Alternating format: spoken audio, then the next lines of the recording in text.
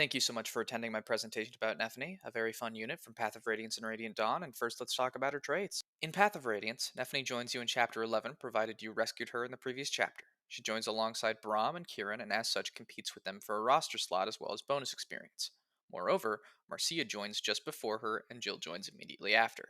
These two units are incredible, and Kieran is also fantastic, often making the task of raising Nephenee, who requires significant investment to get going, a task not worthwhile. This is only compounded by her starting weapon rank of E and her lackluster base strength. However, Nephenee can nonetheless be a worthwhile unit should one choose to give her the tools she needs to succeed. Her high growths in skill and speed and decent strength growth combined with her skill, Wrath, will allow her to become a shockingly powerful unit with the proper investment. Giving her Vantage and a Killer Lance will turn her into a hilarious meme unit who constantly hits low HP thresholds and crits every one range foe that comes at her. This isn't to say she's exceptional by any means, merely that she fulfills a specific niche in combat should the player desire to raise her to do so. And considering your only other option should you want a halberdier is Devdan, who joins significantly later and has the skill Serenity compared to Nephenee's Wrath, she can serve you just fine.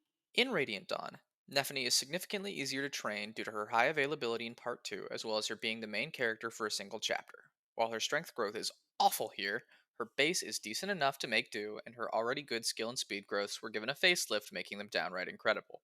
She's a very good candidate for feeding bonus experience, as her growths are so high that there's a good chance she'll cap skill and speed before promotion.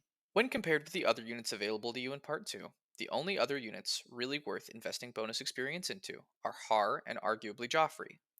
With Har likely gaining more than enough experience from combat alone, and Joffrey having Paragon available for him to use in 2 3 and 2 endgame, Nephenee is probably the best option of the three to receive it. When given this investment, she can retain a similar role to what she provided when invested in Path of Radiance for Part 3, and can even theoretically be viable for Part 4. In conclusion, Nephenee is a growth unit in both Path of Radiance and Radiant Dawn who requires favoritism to get going, but holds decent potential when given it. Thank you so much for watching. Please don't forget to like and subscribe.